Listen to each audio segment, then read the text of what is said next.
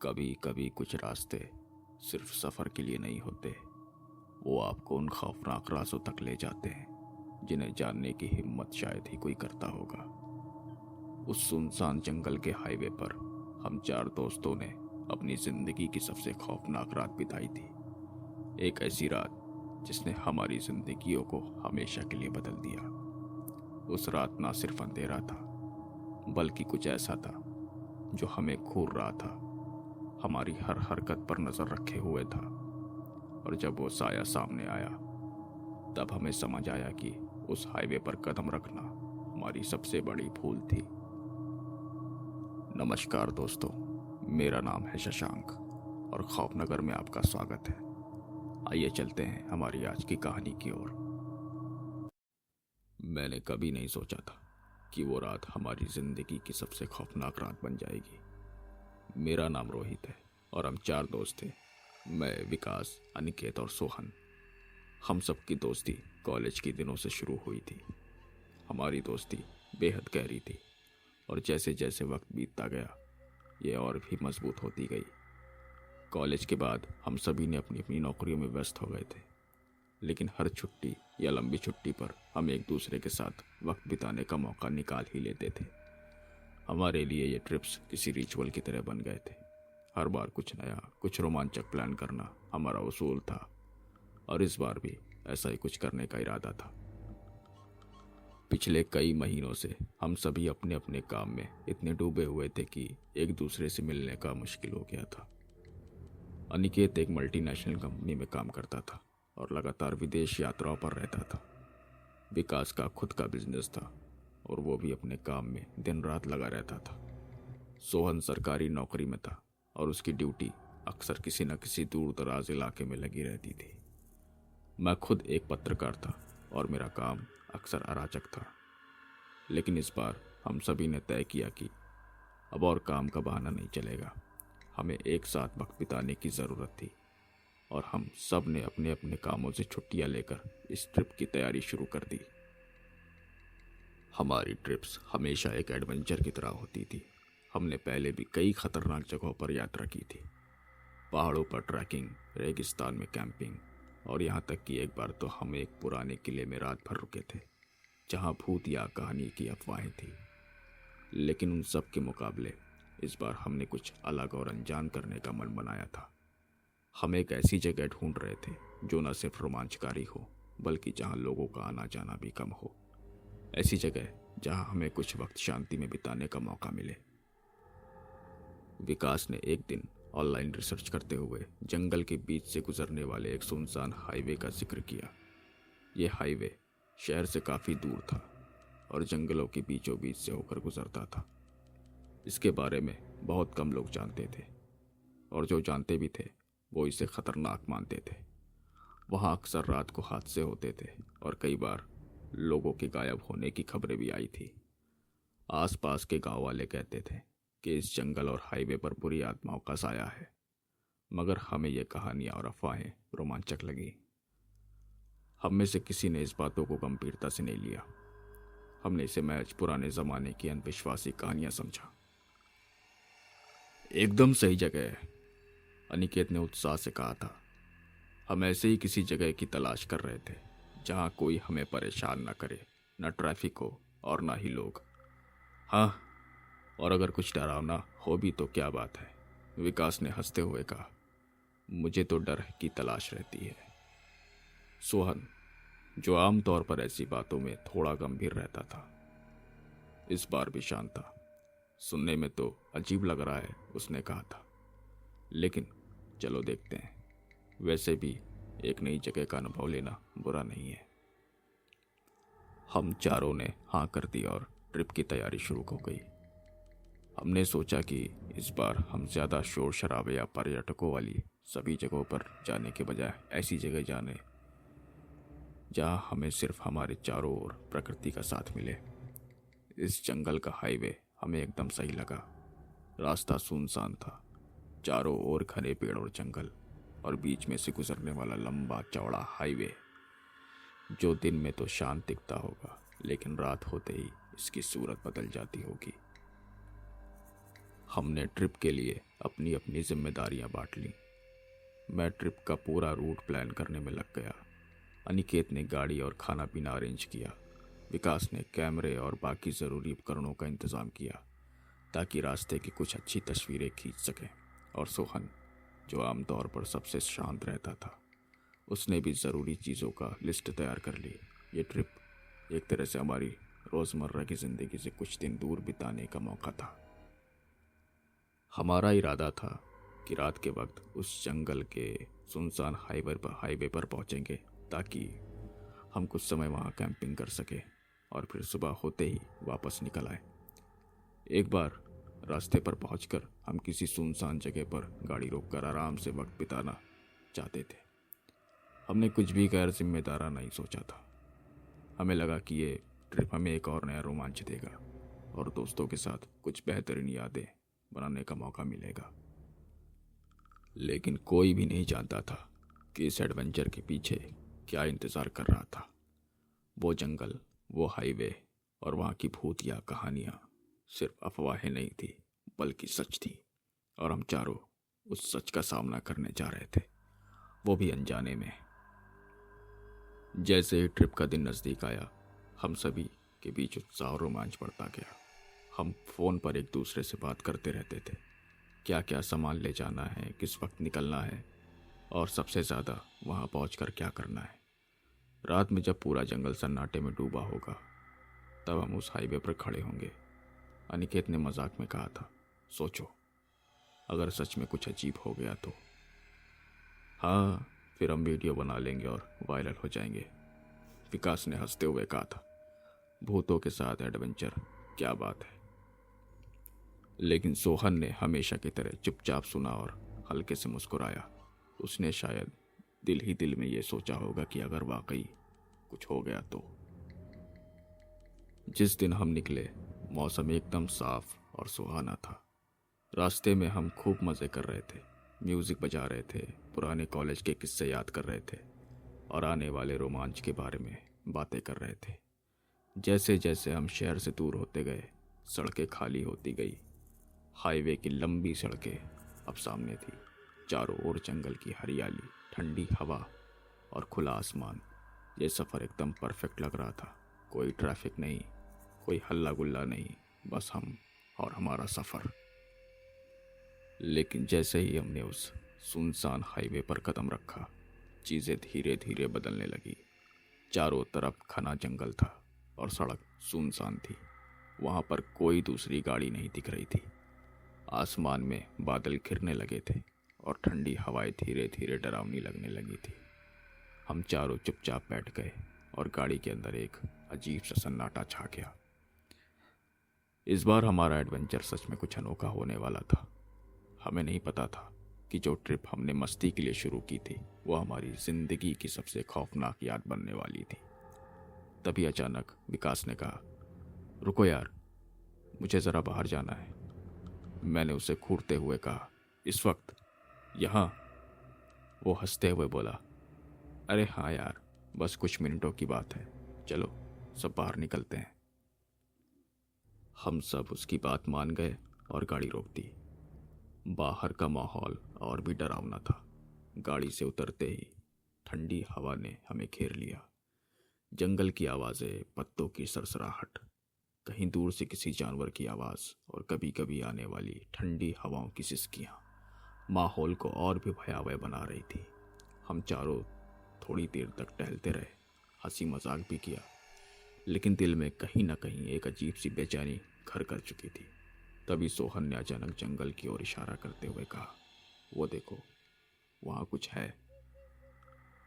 हम सब ने उसकी ओर देखा और सच में पेड़ों के बीच कुछ हलचल दिखाई दी, मगर कुछ साफ नहीं दिखा। शायद कोई जानवर था या फिर हमारी आंखों का धोखा।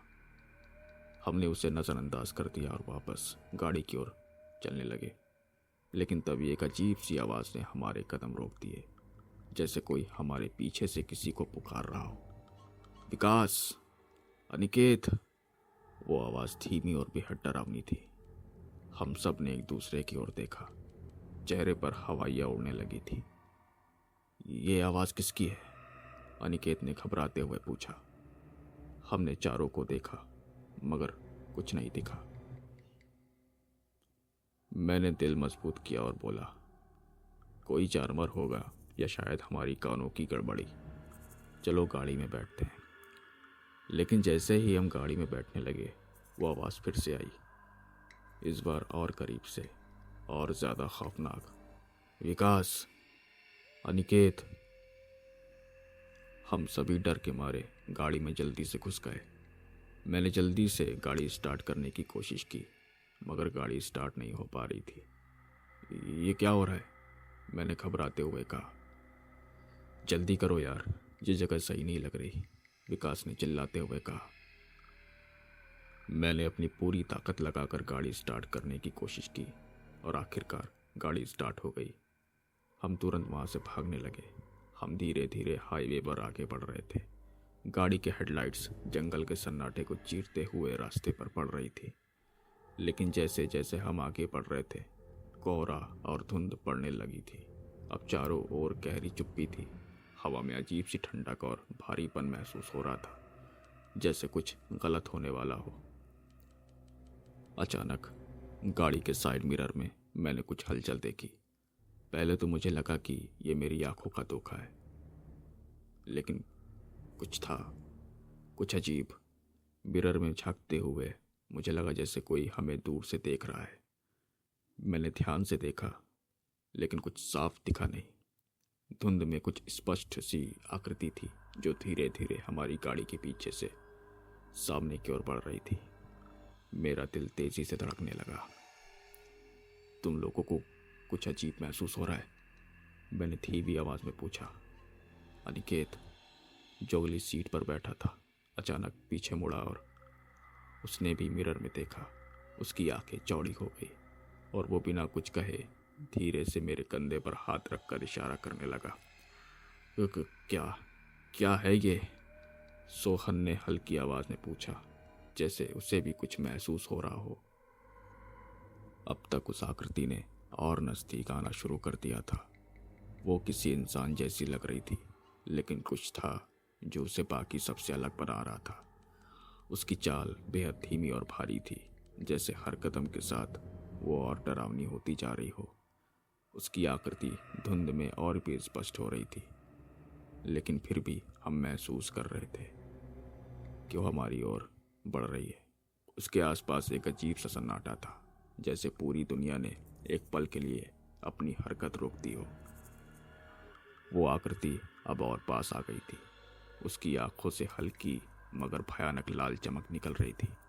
हम सभी को अब उसकी उपस्थिति साफ महसूस हो रही थी, लेकिन किसी की हिम्मत नहीं हो रही थी कि कुछ बोले या आके कुछ करे। ये कोई इंसान नहीं है, सोहन ने कांपते हुए कहा। मगर जैसे ही हम हाईवे से थोड़ा आगे बढ़े, हमारी गाड़ी एक झटके से रुक गई। चारों तरफ धुंध और कोहरा छाया हुआ था। गाड़ी के हेडलाइट्स के बावजूद हमें कुछ साफ दिखाई नहीं दे रहा था। ऐसा लग रहा था जैसे कोई अदृश्य ताकत हमें वहां से आगे बढ़ने से रोक रही हो। क्या क्या हो रहा है यहाँ? विकास ने घबराते हुए पूछा। चलो गाड़ी से बाहर निकलते हैं, शायद कोई तकनीकी दिक्कत है। हमने सोचा कि शायद गाड़ी में कोई समस्या हो, इसलिए हमें ना चाहते हुए भी गाड़ी से बाहर निकलना पड़ा। जैसे ही हमने गाड़ी का दरवाज़ा खोला, एक ठंडी हवा का एक तेज झोंका हमें अपनी जगह पर जमा देने के लिए काफ़ी था। मैं महसूस कर सकता था कि कुछ अजीब हो रहा है, मगर हमें अभी भी समझ नहीं आया कि ये सब क्या है। तभी कोहरे के बीच से वही साया फिर से दिखा। इस बार वो और भी नज़दीक था। वो अब हमारे सामने खड़ा था। उसकी आंखें और भी ज़्यादा चमक रही थी और उसकी चाल और भी ज़्यादा डरावनी हो चुकी थी। हमने जैसे ही उसकी ओर ध्यान दिया, उसके होंठ हिलने लगे, जैसे वो कुछ कहने की कोशिश कर रहा हो। तुम लोग यहाँ क्यों आए हो? उसकी आवाज़ गहरी, डरावनी और थरथराने वाली थी। हमें कुछ भी समझ नहीं आ पा रहा था कि हम क्या करें। मेरी पूरी कोशिश थी कि मैं गाड़ी को फिर से स्टार्ट कर सकूं, मगर सब बेकार था। तुम लोग यहाँ से जा नहीं सकते, ये तुम्हारी आखिरी रात है। वो साया धीरे धीरे हमारे पास आ रहा था और उसकी बातें हमारे रगों में खून जमा देने वाली थी। सोहन की हिम्मत जवाब दे चुकी थी। वो गाड़ी के अंदर जा छिपा। विकास और अनिकेत भी बेहद घबराए हुए थे। मुझे अब भी नहीं समझ में आ रहा था कि ये सब असल में हो रहा है या किसी भ्रम का शिकार हो रहे हैं हम लोग। वैसे ही वो साया अचानक से गायब हो गया। हमारे दिलों की धड़कनें तेज हो गई। कुछ पलों तक हम सब ने बिना कुछ कहे चारों तरफ देखा, लेकिन वो आकृति कहीं नहीं दिख रही थी। अजीब सन्नाटा छाया हुआ था, जैसे अभी कुछ और खौफनाक होने वाला हो। मेरे हाथ कांप रहे थे और मुझे समझ नहीं आ रहा था कि आगे क्या करना चाहिए। तभी अचानक बिना किसी चेतावनी के गाड़ी का इंजन खुद ब खुद स्टार्ट हो गया। इस अजीब हरकत ने हमें कुछ पल के लिए राहत की सांस लेने का मौका दिया। शायद अब हमें यहाँ से निकलने का मौका मिल गया है, विकास ने घबराई आवाज में कहा। बिना किसी और सवाल या वक्त बर्बाद किए मैंने गाड़ी को तेजी से भगाना शुरू कर दिया। हमारी बस एक ही ख्वाहिश थी, इस जंगल से, इस हाईवे से जितनी जल्दी हो सके बाहर निकल जाना। गाड़ी की स्पीड अपने पूरे रफ्तार में थी, लेकिन अंदर का माहौल अजीब था। कोई कुछ नहीं बोल रहा था। हर कोई बस खिड़की से बाहर घूर रहा था, जैसे किसी अनहोनी के इंतजार में। हमारी सांसें अब भी तेज थी और दिल में एक अजीब सा डर बैठा हुआ था। ऐसा लग रहा था जैसे हम बच गए हों, मगर कहीं ना कहीं हमें पता था कि यह रात अभी खत्म नहीं हुई है। जैसे ही हम हाईवे को छोड़कर शहर की ओर बढ़ने की कोशिश करने लगे, गाड़ी के अंदर अचानक एक अजीब सा बदलाव आया। एक ठंडी हवा का झोंका अंदर आया जो हमारी हड्डियों तक को जमा देने वाला था। यह हवा कहाँ से आ रही थी? सोहन ने अचानक पीछे मुड़ते हुए पूछा। उसकी आवाज में घबराहट साफ झलक रही है। मैंने महसूस किया कि गाड़ी के सभी खिड़कियां और दरवाजे बंद थे, फिर भी उस ठंड का एहसास बढ़ता जा रहा था। मैं जैसे ही कुछ कहने की कोशिश कर रहा था, तभी अनिकेत की चीख गाड़ी के अंदर गूंज उठी। देखो, शीशे पर। हम सब ने एक साथ गाड़ी के शीशे की ओर देखा, अंदर की ओर, जैसे किसी ने अपने हाथों से खुरच कर निशान बनाए हो। वैसे उंगलियों के निशान उभरने लगे थे।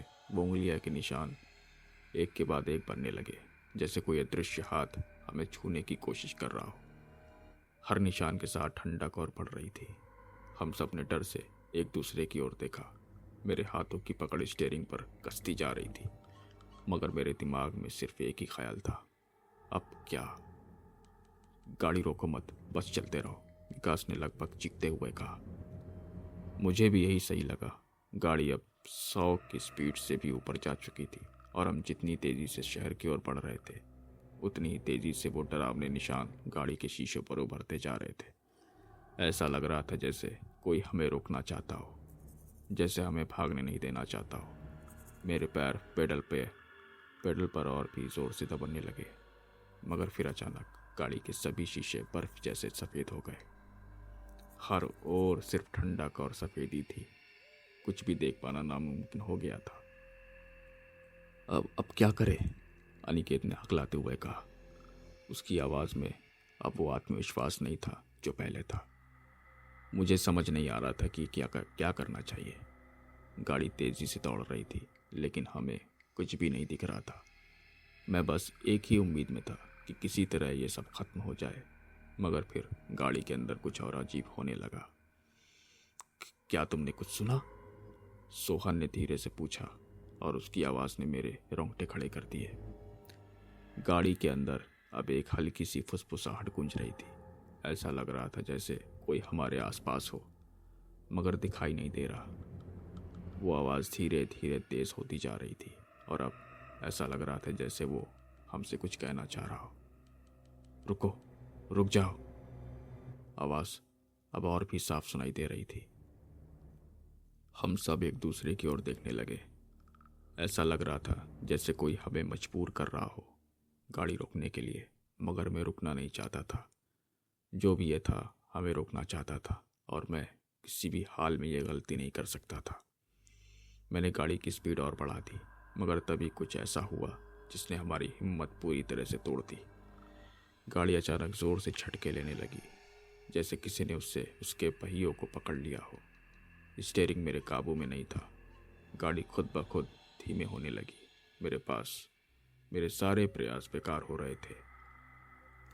फिर एक भयानक झटका आया और गाड़ी पूरे तरह से रुक गई। चारों ओर सन्नाटा पसर गया। अब गाड़ी के शीशों पर भी वो उंगलियों के निशान नहीं थे। फुसफुसाहट भी बंद हो चुकी थी, मगर इस खामोशी में एक अजीब सा डर छिपा हुआ था। अब क्या करेंगे? विकास ने डरते हुए पूछा। मैंने धीरे से गाड़ी का दरवाज़ा खोलने की कोशिश की, मगर दरवाज़ा जाम हो चुका था। दरवाज़ा नहीं खुल रहा। अनिकेत ने भी जोर लगाया, मगर कुछ भी नहीं हुआ। हमें अब कुछ समझ नहीं आ रहा था कि हम किस जाल में फंस चुके थे। तभी बाहर किसी ने चलने की आहट सुनाई दी। कदमों की आवाज़ धीरे धीरे हमारी गाड़ी के पास आ रही थी। वो आवाज़ ठंडी और भारी थी, जैसे किसी ने लोहे के भारी जूते पहन रखे हो। हम सब ने बिना कुछ बोले एक दूसरे की ओर देखा। कोई भी ये नहीं कह पा रहा था कि ये क्या है।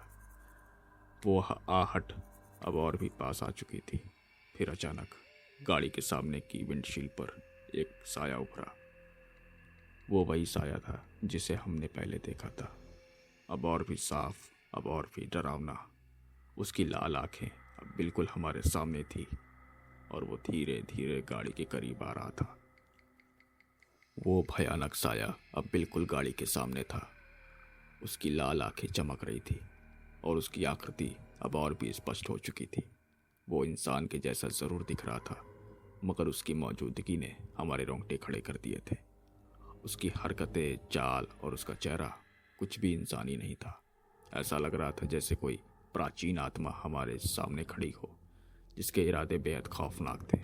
हम सब ने हिम्मत बांधने की कोशिश की, मगर उस साए की मौजूदगी ने हमें बिल्कुल जड़ कर दिया था। ये हमें क्या करना चाहता है? सोहन ने कांपते हुए पूछा। कोई जवाब नहीं था। कोई भी कुछ बोलने की स्थिति में नहीं था। हमारी सांसें अटक गई थी। उस साए की आंखें सीधे हमारी तरफ थी, जैसे वो हमारी हर हरकत पर नजर रख रही हो। तभी गाड़ी के सभी दरवाजे एक साथ जोर जोर से हिलने लगे। ऐसा लग रहा था जैसे कोई बाहर से गाड़ी को तोड़ने की कोशिश कर रहा हो। हमें समझ नहीं आ रहा था कि हम क्या करें।